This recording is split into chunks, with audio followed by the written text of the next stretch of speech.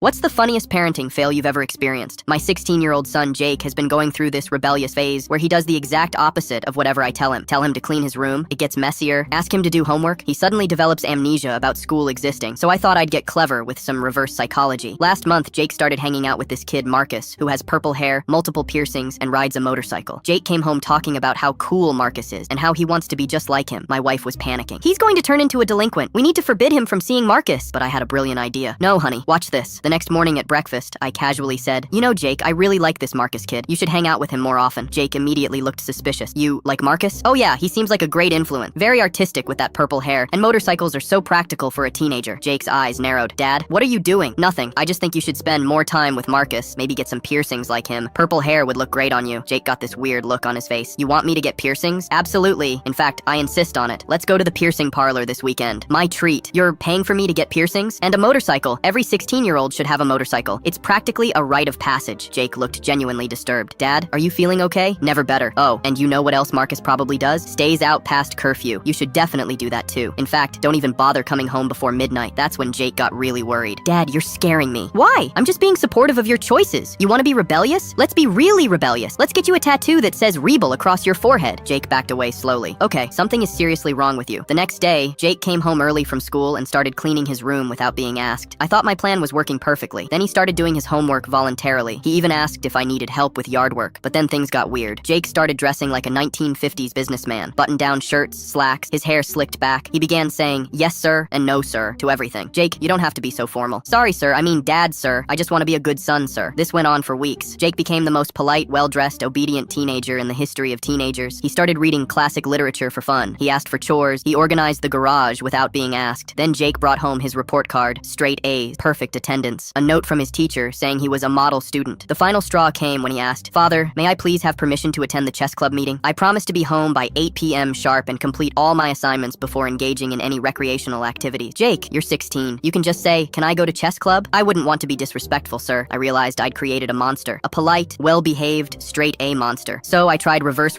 psychology. "Jake, you're being too good. You should rebel a little. Maybe skip a homework assignment." Jake looked horrified. "Skip homework? Father, that would be irresponsible." The breaking point came when Jake asked if he could get a summer job to contribute to the household finances and learn the value of hard work. My wife pulled me aside. "You need to fix this. I miss our normal rebellious teenager." Finally, I sat Jake down and said, "Son, I was using reverse psychology on you. I didn't actually want you to get piercings or a motorcycle." Jake stared at me for a long moment, then started laughing. "Dad, I know. I figured it out after the forehead tattoo comment." "Then why did you become so perfect?" "Because I realized if I became the most obedient kid ever, it would freak you out more than being rebellious. The kid's got a special place reserved in hell."